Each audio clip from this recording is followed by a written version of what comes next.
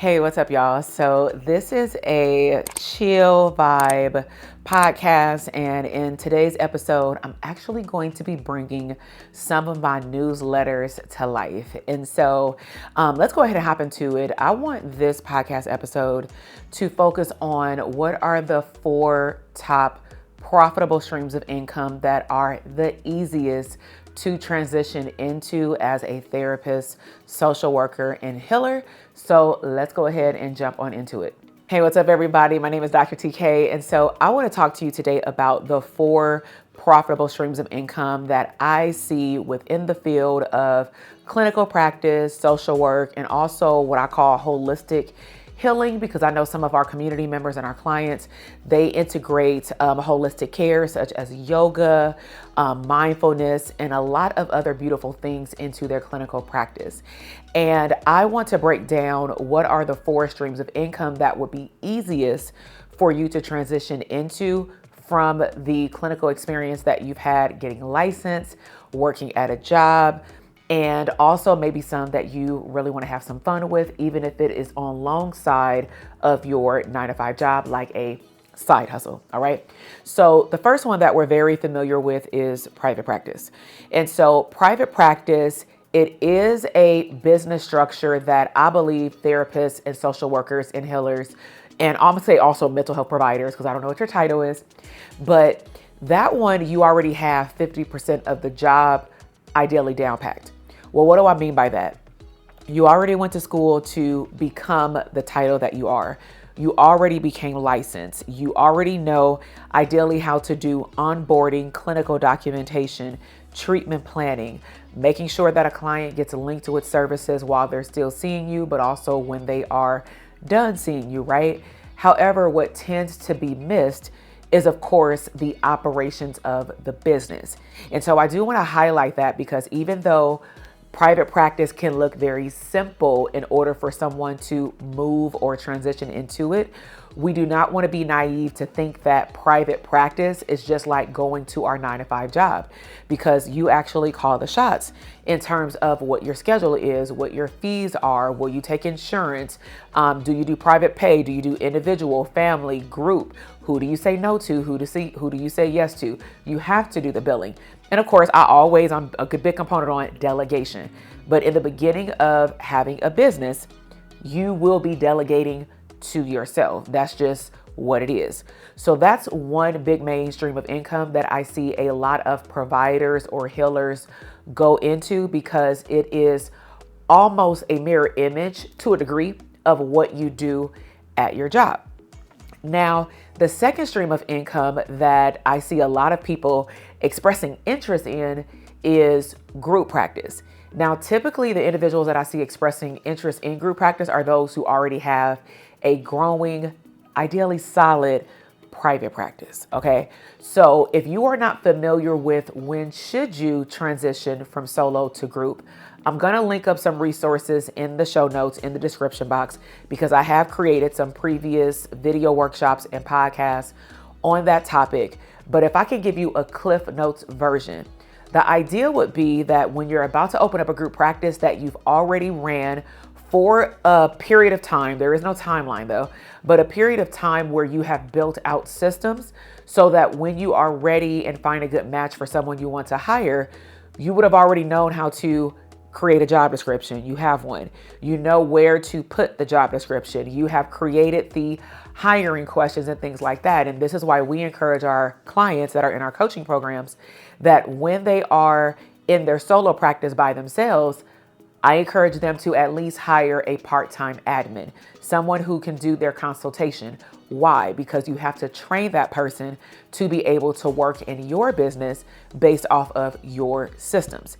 And if we cannot handle training and taking some patience and time out of our schedule to train a admin that is part-time, maybe 5 to 10 hours a week in the beginning, it's going to be really hard to grasp sitting down and now creating not just an SOP, standard operating procedure, for how to conduct a consultation, what questions to ask, or how to clean out your email. Now we're talking about making sure that these clinicians are onboarded correctly. Even beyond HR, what documentation do you use in your practice? What are some things that they need to learn from training, from you maybe sending them somewhere to get training so that they can actually be able to be efficient and productive in your practice when no one is watching? And so there's a laundry list of things that I would encourage clinicians to have in order before taking on the level of being responsible for paying someone else for their work, because beyond clinical, we are also talking about managing people. Okay. But group practice is a great way to diversify your income. Now, I want to be clear. Group practice is not passive. It is very much active. Truth be told, the only way that your practice will become passive is if you are the Wizard of Oz owner of the company. You've hired managers, you've hired clinical supervisors, and you're sitting back watching it happen. Now, you could step beyond and back from the clinical role, but that also means you need to stack up money, which means you have to make money in order to hire a clinical supervisor to supervise and manage your office, which means you also have to have the necessary tools and financial obligations to be able to hire them. Okay. So group practice is another way to diversify your revenue. However, just be cautious because you are responsible for paying people on time and training them to show up in a very proficient manner in your business. Now, a third stream of income that definitely excites a lot of our community members is digital products. So just like group practice, digital products can be simple, but there are some complicated steps based on what type of digital product you want to have.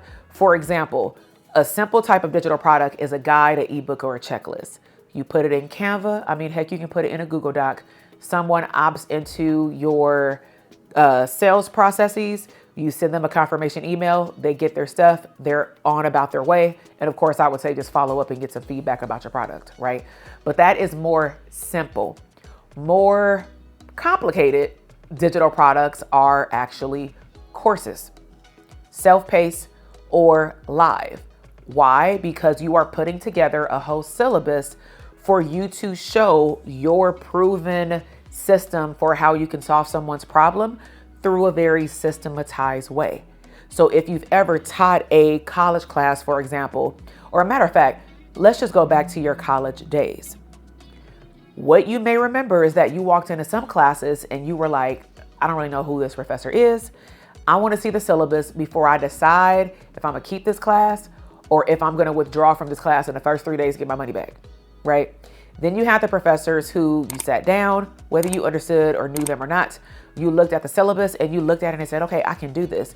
This helps me better understand what's expected of me. I'm really feeling the vibe of how the professor is showing up. And so I want to go ahead and take the class. And so when you create a course, this is the same thing that you want to create for your students. When someone comes into your course, especially if it is self-paced, because we want passive income, we don't want to be there. You want to have a period of time where you do what's called beta launching and you test out the problem that you solve with your special sauce. Now I get it. You feel like your special sauce is the number one special sauce in the world. Special sauce is a fancy way for saying you know how to solve somebody's problem in a specific way through a 3-step process, through a acronym or something like that. And then they have this big breakthrough, right? They have this big season chapter, like get great in their life. But how will you know that the way that you're seeing it in your mind actually transfers over to the person with a real life experience? You don't unless you test it out on someone. So what I encourage people to do, if they are interested in the higher level like courses, I would encourage you to work with human beings first, test out how you teach, how you sound, because a lot of times we say something and it makes 1000% sense to us. But when we say it to someone else, we are either making it too complicated, we're making it too long-winded. We're repeating ourselves over and over again. And so you get my drift, because I don't want to keep repeating myself over and over again. But at the end of the day, you can choose what type of digital product you would like. Just know that some are going to require a lot more additional steps than probably you anticipate. And that's on top of what you already have going on at your 9-to-5 job or at your own solo practice or business. Okay. Now, the fourth stream of income, because now we have private practice, group practice, and digital products. The fourth category is more like service-based. So service-based can be a wide range of things like workshops. It can also be, which I would technically put it in its own category, consultations. But a lot of providers want to do workshops. Now, workshops to me are equivalent in terms of them being simple, just like an ebook or a guide.